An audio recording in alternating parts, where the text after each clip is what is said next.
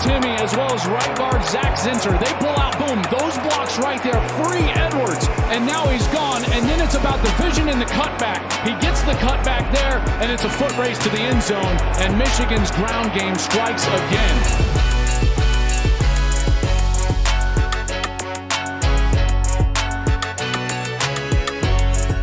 What is up, everybody? Joel Klatt here. This is the Joel Klatt Show. I love Monday episodes. I know you do as well. Thank you so much for being a part of this show. Thank you for subscribing and downloading. Remember, just share with a friend, because it's always better to experience college football with a friend, so make sure to do that. I have been looking forward to this episode ever since Saturday night, because it was an epic day of college football. It was just one of those days where you fall in love with the sport all over again.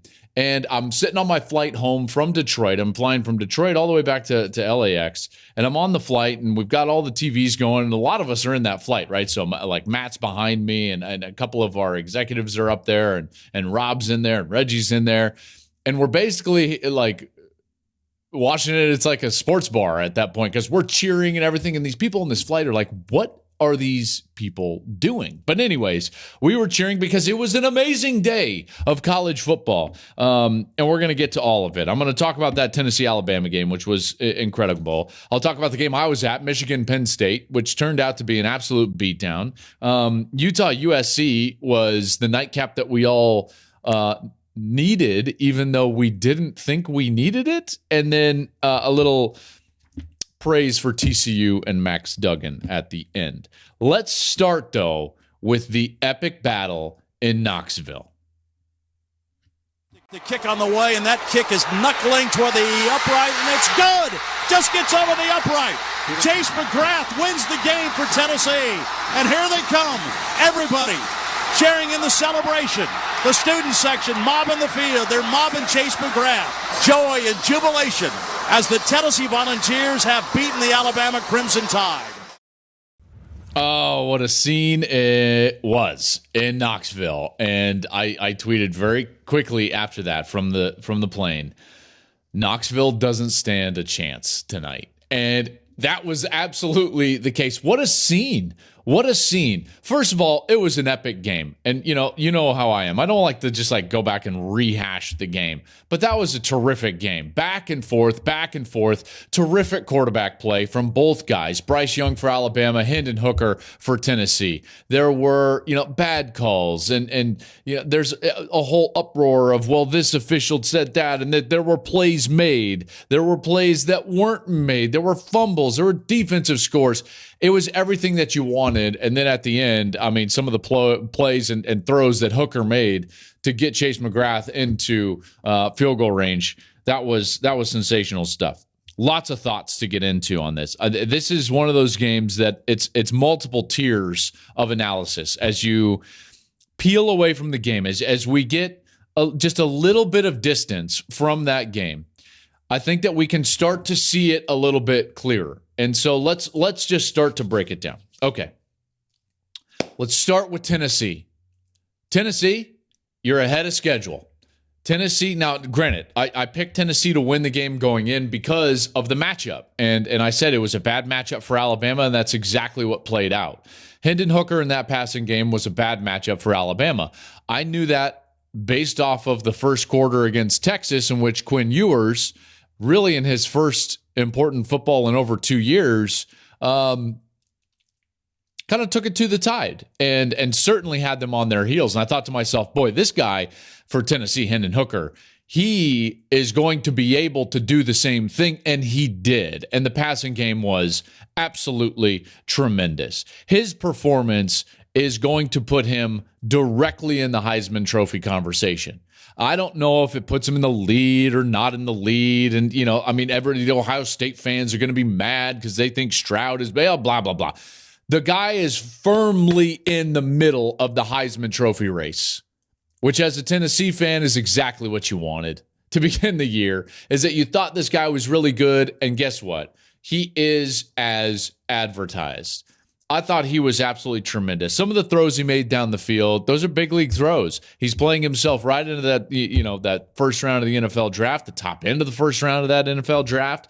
And 567 yards of total offense and 385 through the air with 5 tutties is going to put you right in that conversation for the Heisman Trophy. But you already knew that, right? Like that's nothing special.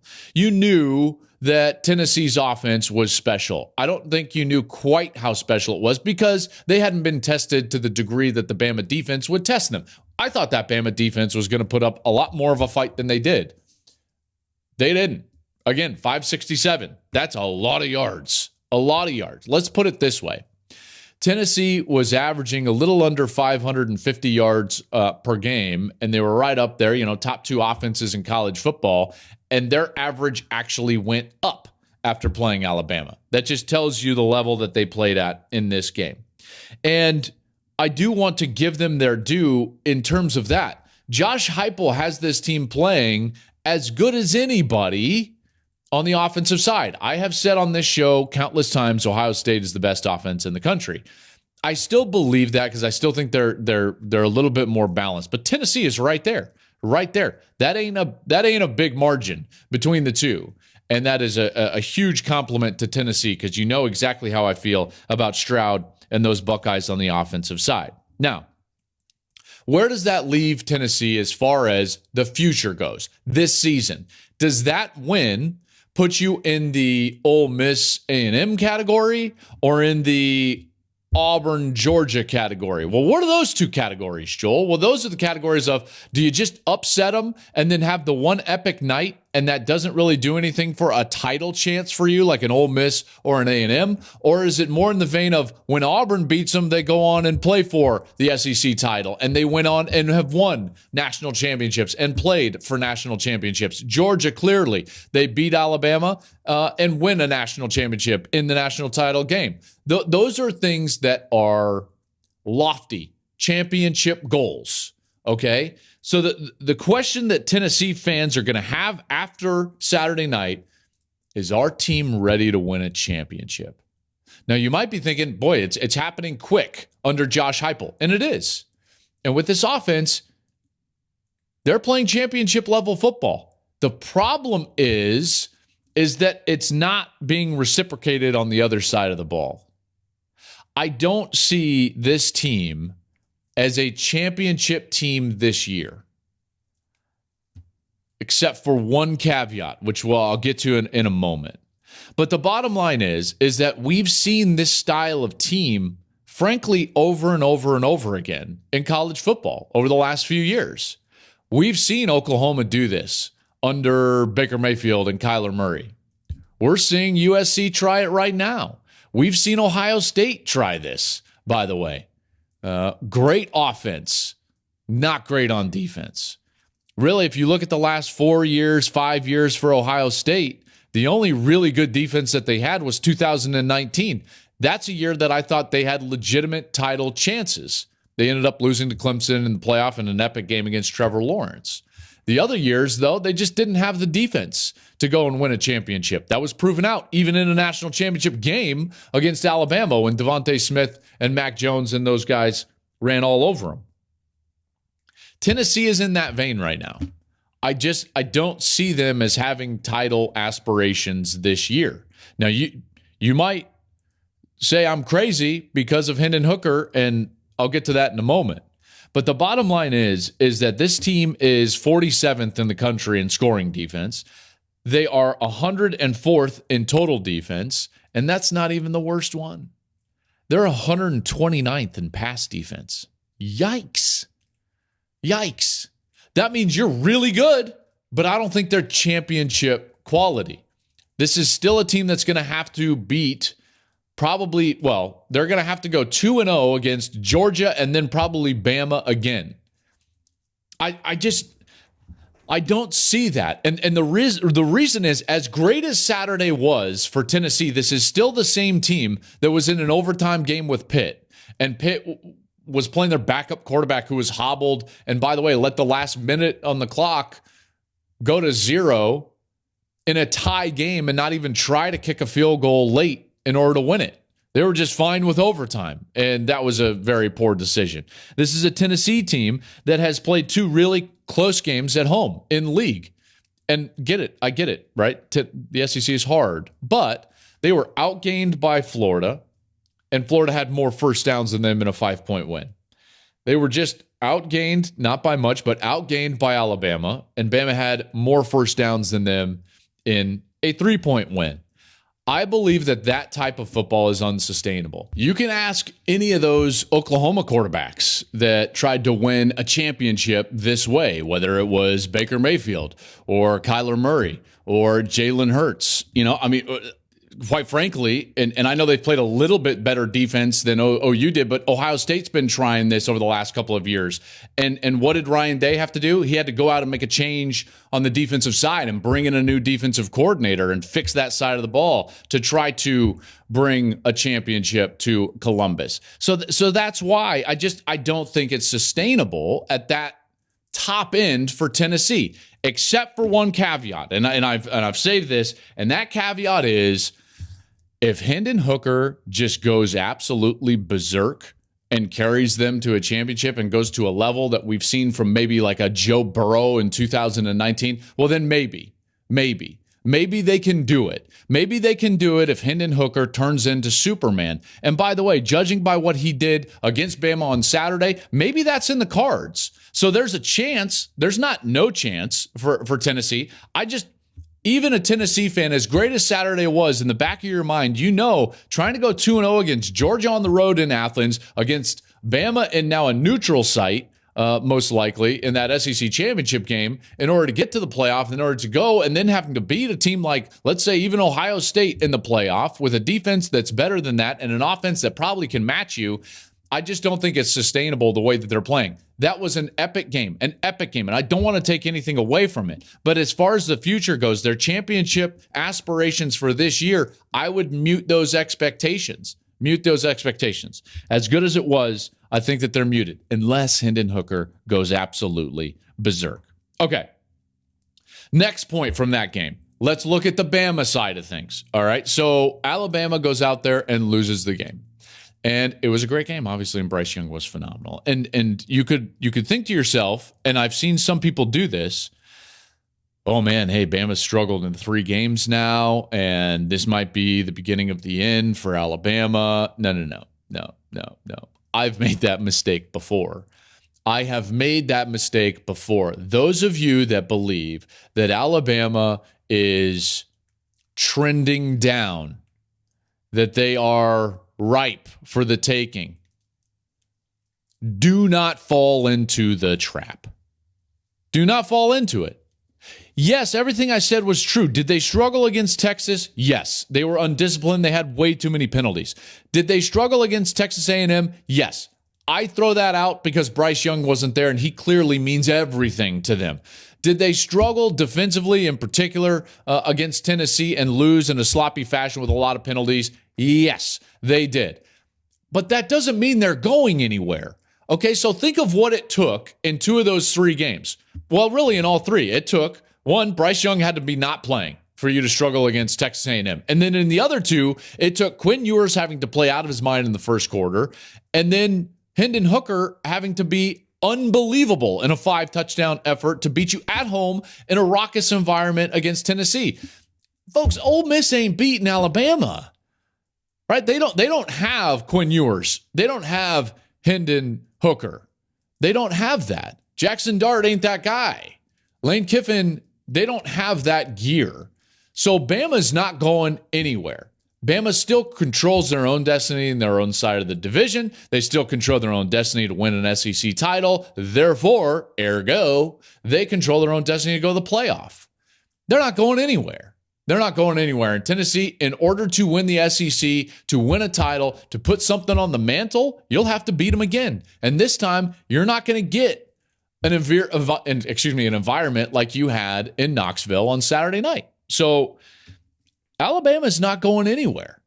They're not going anywhere, especially if Bryce Young is on the field. That guy was unbelievable. It's almost too bad that he's going to have to fall a rung below kind of the top tier guys in terms of the Heisman Trophy race, because he didn't do anything wrong. My goodness, that guy was good. He was absolutely fantastic. It does put Bama in one precarious spot. There isn't room for error anymore. Bama gets the benefit of the doubt They do have, playoff privilege, if you want to call it that. The burden of proof is not on Alabama, and they will go if they go and win the SEC. And that's just the absolute facts of it. So they're fine. They just do not have that backstop anymore. They're going to have to go out and win the SEC to get there. Last thing that I want to get to for this game. So we've got 3 points, right? We've got the first point, which was Tennessee is ahead of schedule. That offense clearly in the top 2 in college football, and Hendon Hooker has put himself firmly in the Heisman Trophy race. That's what Saturday did. There's no doubt about it, and I loved it. I loved every moment of it. It was an epic environment. What's number 2? Number 2 is we can tell by what this team is that they are not championship material yet, unless Hendon Hooker turns into Joe Burrow from 2019 and can just absolutely take them and put them on his back and ride and take them to a championship. Number 3, Bama's going to be just fine. Do not write them off. They're likely going to be in Atlanta playing for the SEC championship and a right to go to the playoff and compete for a national championship. That's just the bottom line. They're not going anywhere. And then the last thing that I want from that game, fourth point. And listen to me very clearly on this, okay, folks? I remember when 1,100 total yards and over 100 points in any game inside of your conference meant that your conference was garbage, didn't play defense, and that you should not be taken seriously. And everybody in the Big 12 remembers that as well. You know exactly what I'm talking about. I'm not going to do that, and I'm not going to throw those cards around, and I'm not going to say that you don't play defense in that conference, and I'm not going to rip on that conference because that game was too good. Just like the Patrick Mahomes, Baker Mayfield games with Texas Tech and Oklahoma, when all those SEC fans would just snub their nose at it and look down on it and say, you don't play any defense and your conference ain't any good. I'm not going to do that. That conference is amazing. The game was amazing. And I don't care if there was 1,100 yards and 100 total points scored in that game. Those 2 quarterback performances were epic, and they should be enjoyed as such. But it's not too far in my rearview mirror when I remember you all down there in the South saying, hey, 1,100 yards and 100 points. Ha! That ain't football. That just means your conference is trash and you don't play any defense. I remember that. I'm keeping receipts. And you remember it too. All right, let's move on. Let's go to the game that I had up in Ann Arbor. Blake Corum with the lane. Blake Corum breaks it back. Blake Corum sprinting. Blake the Greek. Touchdown, Michigan. 61 yards. I'll tell you what, that was a dominant performance from Michigan. Against a top 10 opponent, an opponent that came in with the 5th ranked rushing defense in America and got absolutely taken to the shed. The score ends up being, 41-17, something like that, 41-17. And not even close to indicative of the style of game that we saw on Saturday. Not even close. Michigan dominated the game in every facet from Jump Street. And it was shocking when Penn State was even in the game in the second quarter. Shocking. They put up 418 yards rushing, Michigan did, against a team that had given up only 399 coming into the game. In the season, right? And this was as dominant a performance as I can remember in a top 10 game. And it's going to be forgotten because, as opposed to in other conferences, we don't remember when it's like, oh man, that was a top 10 matchup. That was an undefeated Penn State team that, by the way, they don't have bad wins on their resume. This is a team that has beaten Purdue on the road, and Purdue's leading the western side of the Big Ten. They went down and beat Auburn in Auburn by about the exact same score that Georgia beat Auburn in Athens, right? So it's like, I'm looking at this and it's like, I don't want to overreact, okay? So I think it would be easy to overreact and just be like, man, Michigan is better. They're on their way. They're the class of the Big Ten. And guess what? Ohio State should worry. It would be easy after a performance like that. When you run 50 plays to the opponent's 14 in the first half, it's easy to go that direction. And when you've got Blake Corum doing what he's doing and Donovan Edwards, and when you got their pass rush and their defense doing what they're doing, when you dominate a top 10 team like that, it's easy to be like, oh, man, they're going to be great. The problem is, not that far in my rearview mirror, I remember doing the same thing with Oklahoma after they beat Nebraska. And I'm not saying Penn State's as bad as Nebraska, but I am saying that that Nebraska team that day clearly had a bad day. So if Penn State just had a bad day, I want to at least try to learn my lesson and not overreact with Michigan after Saturday, because it would be easy to. It would be very easy to. I do think that that's a better offensive line than they had a year ago. And that was an offensive line a year ago that won the Joe Moore Award as the best offensive line in college football. I think that they're actually, and this is the one that's going to be more controversial, they're actually a better defensive line than last year when you actually put it all together. They don't have any one player as great as Aiden Hutchinson or maybe even David Ojabo, but they do as a whole, interior, pass rush, the rotation at pass rush, the rotation in the middle. When you look at them as a complete defensive line, it's actually a better defensive line than they had a year ago. So that's a really good team. And they beat a team that I still think is actually pretty darn good. They just beat them up on Saturday. Penn State wasn't even in the same class. They were too light up front, and Michigan's run game just ran over them like a Mack truck. And I think it definitely got the attention of Ohio State, who was on a bye week. You know, they were watching, and they were watching that, and they thought to themselves, like, okay, we're about to see the same type of team that beat us last year. So we better buckle it up. We got a new defensive coordinator. We put the emphasis on toughness. We better buckle it up because we're about to get the same style of team that beat us a year ago and won the division and won the Big Ten. And I think that that's an important point because when we talk about Michigan, it's always got to be through the lens of Ohio State. When we talk about Ohio State, it's always got to be through the lens of Michigan, in particular after last year. And how do you win the division? How do you get to Indianapolis? And clearly it was Ohio State for a decade. It was a decade. But this is not the same Michigan team that Ohio State beat up on for a decade. It's just not. They've evolved. With the same coach, they've evolved.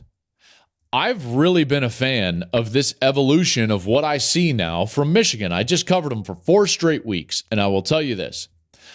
Jim Harbaugh learned some really valuable lessons as a head coach, and even with all of the success that he had, I think he learned a couple of really valuable lessons in 2018 and 19, and then in the COVID year. Those 3 years were monumental in the direction that Michigan has now evolved as a program. In 2018 and 19, Ohio State absolutely obliterated them, in particular with their passing game and in particular with their speed. The schematics that they put on the field defensively, they were not up to par in order to stop Ohio State. And Ohio State put it on them. 62 points in that 2018 game, 56 points in the 2019 game, almost 400 yards throwing the football in 2018, over 300 in 2019. Like they were just, it wasn't really that close. And I remember watching and calling those games and thinking to myself, man, I don't know when Michigan's going to beat them next. I really don't. Then the COVID year happens and Michigan kind of falls off the face of the planet and has a terrible year. And I think Jim Harbaugh did something really profound during that time. And it was a lengthy offseason, obviously, as longer than they'd had in a long time, having obviously not gone to a bowl game and with COVID and everything, right? And he changed a couple of things. He changed the schematics of how they were going to play, both offensively and defensively. And I think he changed really the culture and the chemistry of the organization, the program.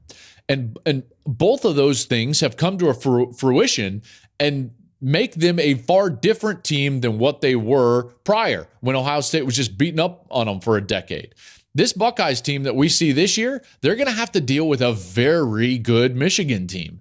This is a Michigan team that is built now, both from a chemistry standpoint and a schematic standpoint, to face Ohio State. They've changed. They're more multiple on offense. They can run it with power and gap schemes, and they can run zone. They can get under center. They can get into the shotgun. They can throw it efficiently with J.J. McCarthy basically being the country's most accurate passer as far as completion percentage goes. They can play action pass. They can do all those things. They can get heavy and run it 20 straight times at you. They can throw it if they want to. Like, they can do a lot of things on offense, but it's what they've done on the defensive side that I think it's been most impressive. Their architecture on defense was basically specifically to face Ohio State. They're really good and big in the middle of their defensive line. Guys like Mozzie Smith, all the other guys that rotate in there, Chris Jenkins as well. There's a bunch of 300-pounders in there. They build that run wall right up front. Then they've got good, long, athletic edge players that set hard edges and get after the quarterback. Very NFL style. They've got hybrid athletic players at linebacker that do a great job tackling and they can cover in space. They've got the same type of player at safety, including the nickel with Mike Sainristil. So they got 3 safeties that can all cover. They can all tackle in space. They get after it. And then they got 2 lockdown corners. And coming into last week's game, neither corner for Michigan was giving up over 40% completions when targeted. That's an NFL defense. Hard on the edges, great cover players, great pass rush, and then really stout in the middle with athletic and hybrid players on the back 2 level and a big run wall up front. That architecture was specifically to face Ohio State, I believe, and their culture and chemistry has gotten so much better, in particular with the winning that they enjoyed last year, that now that's a team that Ohio State's going to have to reckon with. This is not just the Michigan team that you can go put up 55 points on anymore. They're much, much different. The one thing that we don't know about Michigan moving forward, and all Michigan fans are going to agree with me on this, is I just don't know how good their quarterback is yet. And we may see a time in which J.J. McCarthy will be required to do what Hendon Hooker or Bryce Young did in the epic game with the Tennessee and Bama showdown on Saturday, which is you've got to carry your team. Caleb Williams and Cam Rising, Max Duggan, all these quarterbacks that I'm going to be talking about in today's episode, at times the team has to go on their shoulders and they've got to go win the game. Michigan, we haven't seen that. Obviously, they've never been put in that position. And last year really didn't have that with Cade McNamara. Never really put in that position until the Georgia game. And Georgia was just so far superior that it never materialized. Now we wonder the same thing with J.J. McCarthy. I wonder if he can go win a game if needed. I'm not sure. I think he can. I think he's really talented. He's doing all the same things that JJ did as far as game management and protecting the football and doing things extra like creating first downs with his legs, throwing it really efficiently. And I think it can get even better and the team can go on his back, but we just haven't seen it yet. So that's the one thing that I haven't seen yet from Michigan. And there's one little last thing, Michigan. You better start beating Michigan State because that's not going away until you do. Mel Tucker gets there. They beat him in the COVID year. They beat him last year. And if Michigan wants to kind of put that to bed, they better go beat Michigan State here in a couple of weeks. All right, a couple more games that I want to touch on and performances and players I want to touch on. I'll do it a little bit more quickly because those are the 2 games that really took up most of the emotion of the day. But let's get to that epic battle between USC and Utah. 4-2 in the lead. Rising up the middle. He's in! Utah leads. Caleb Williams sees the pressure, has to bail, has to throw it quickly. When will it land? Where will it land? Incomplete. Utah wins. What a nightcap that was. That was a great college football game. On par with Tennessee and Alabama when you really think about it. Now, granted, it didn't have the scene, although the scene in Salt Lake was epic. Sold out, biggest crowd that they've ever had at Rice Eccles. They had the blackout going. They were honoring Ty Jordan and Aaron Lowe, obviously, with those epic helmets. That was a great college football game. And man, I loved every moment of it.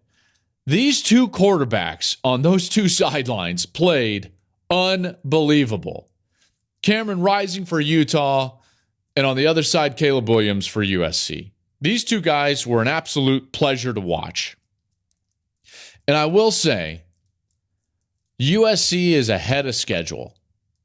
I just didn't believe that USC in Lincoln Riley's first year, even with how well it's gone so far, I didn't think that they were going to go into Salt Lake and take Utah to the brink like that. I didn't think that, right? I didn't think that they were going to have. I thought it was a bad matchup for them. I didn't think their defense would play that well, in particular against the run, even though they didn't play great. I understand that. But they forced Cameron Rising to have to throw the ball exceptionally well, which he did, by the way, for over 400 yards. So USC ahead of schedule, and still right there in the Pac-12, and still certainly right in the thick of things. But Utah, I loved the performance. A week after losing, they've lost 2 games, and they still lay it on the line like that. That quarterback, Cam Rising, I tell you what, man, that dude is a good player. And I love what Kyle Whittingham did at the end. It's not just about the 2-point play, but it's the acknowledgement that his player can make the play, and he doesn't want to extend the game for the other one on the other side. Right? Like, we get into these moments where it's like at some point you just got to go, who's got the ball last? Let's go make a play. He's at home and he goes for the win. And I love it. I think Kyle Whittingham is one of the most underrated and best coaches in all of college football. And I continued to put Utah in my top 10. Part of the reason is that even with 2 losses, I still think they're a top 10 team. This is a really good football team. By the way, this should speak volumes for how good UCLA is, for beating them and kind of handling them. When I look at my top 10, Utah still is in my top 10. They're my 10th best team. TCU at 9, Ole Miss 8, UCLA 7, Bama 6, Clemson, Michigan, UGA, Tennessee, and Ohio State. More on that in a moment. But Utah is still right there. And I got to tell you, that performance from both of those quarterbacks, I just thought was absolutely epic. Now, when you look at the Pac-12 moving forward, it presents just an unbelievable game this weekend. UCLA and Oregon, now they're going to play. Those are the 2 teams that are undefeated in conference. And there you've got Utah and you've got USC, and they're sitting there with 1 loss. All 4 of them battling it out. The winner of this week's game, boy, they're going to be a full game ahead of anybody in the conference and put themselves in such a great position to wind up in that conference championship game. Remember, no divisions this year in the Pac-12, so the winner of that UCLA-Oregon game is going to put themselves in a great position. USC, you ain't out of it. Utah, you ain't out of it. This is going to be a great end of the year for the Pac-12. I don't know if they're going to get a playoff team, but you know what? I'm just going to try to enjoy it for what it is, which is great football, which is exactly what it was on Saturday with Caleb Williams and Cameron Rising. Last thing I want to touch on is that performance from TCU. Snap comes back, turned, handed off. Kingsbury, touchdown! TCU wins at the Horned Frogs. Frogs remain undefeated, running it right at Mike Gundy and the Cowboys. How about TCU and Sonny Dykes' first year? Right? You could talk a lot about Sonny Dykes, and boy, what an amazing job he must be doing at TCU, but I'm not going to do that. And it's because there is a player in particular, and I know we focus on quarterbacks a lot, and you know what? Rightly so, because it's the most important position. But I just got to give love to Max Duggan. In this day and age, I think it's incredibly rare to find a young person that has the fortitude to face adversity multiple times and just continue to move forward and towards the goal. And I love Max Duggan's story. This is a guy that has not quit, has battled adversity both in his own life personally and now in his career as a college quarterback, and he just keeps playing. He just stays the course. You go back to the COVID year. He's been a starting quarterback. He's enjoyed success. He's riding high. I remember those days, right? Like it's great. It should be the time of your life. And because of COVID and because of the scare that COVID was with heart inflammation, everybody started doing EKGs and heart scans for all of these young athletes to see, like, all right, what are we working with here as a baseline as we are trying to play football through the pandemic? That's what was going on in summer of 2020. And Max Duggan they have an EKG and they find a rare heart issue in Max Duggan that he's had, by the way, since birth. So not COVID related. It's just like you have this weird year where you've got a global pandemic. And so all of a sudden you've got to take, a heart test that you wouldn't normally have to take. And they find an issue in his heart, and he has to go and he has a procedure. He's got to indefinitely leave the team in order to get well and get healthy. So there was some question whether he would ever play football again. And here he is. He comes back. He comes back to the team, and he doesn't just come back. He comes back and becomes the starting quarterback, right? So he persevered through adversity, and it's like, man, what a great story. What a great story. And then guess what happens? He loses his coach. Gary Patterson, whatever happened at TCU happened, right? So whether he was pushed out, fired, resigned, whatever it was, behind closed doors, it happened. His coach, no longer his coach. You know how many players in college football, as soon as that happens, the first thing they do is they enter the transfer portal. Not Max Duggan. He's like, all right, like, what do we got? What do we got? Who are they going to hire? Sonny Dykes. Okay, Sonny Dykes comes in. I'm going to compete for my job now. Even though I've been a starting quarterback, I'm going to compete for my job. Okay, I'm going to compete for my job. And guess what? They give it to the young kid. So the new staff gives it to Chandler Morris to start the year. So Chandler Morris gets to run out there against Colorado on that first game of the year, and Chandler Morris is playing. They didn't play great in the first half, but you can see Morris is dynamic, and he's got some athletic ability, and, it's pretty good, and this, that, and guess what? He goes down in the game. Well, hey, Max, come on, buddy. Hey, team guy, buddy, pal, don't worry about losing the job. Go out there. And what has he done since then? 16 touchdowns, 1 interception. And last week's game against Oklahoma State encapsulated that entire career arc in one game. They're down multiple scores, and the guy never quits. He just keeps playing, and he just keeps playing as hard as he possibly can. I love Max Duggan. He's one of the reasons why I love college football. I love that he has the fortitude as a young man to deal with adversity and come through it on the other side. And now he's sitting there and they're undefeated in the Big 12. They face K-State this week. I don't know what's going to happen in the Big 12. K-State, TCU, only teams that are undefeated in that conference right now as far as conference play goes. Texas and Oklahoma State each have a loss. You're sitting there and listen, they all could eat themselves, but it's all right in front of him. And for a guy that's dealt with all that adversity, the heart issue, losing a coach, staying, losing his job, staying, coming in there and now competing at the highest level. All these ranked teams in a row. TCU every single week in the gauntlet, and he just continues to play hard. I love it. Max Duggan, I'm a huge fan of you, my friend. I'm a huge fan of you, and good luck the rest of the way.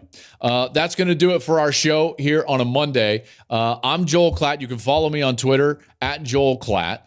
You can follow the show at Joel Klatt Show. Please download, subscribe, and then share it with a friend. You can go rate us if you would, because we would love a nice rating in there. I got to tell you, I love college football. Saturday made me fall in love with it all over again, as it did for you as well. New episode on Wednesday and Thursday this week. Make sure to check back with us, check in, and get those episodes when they drop. Thanks for listening, everybody.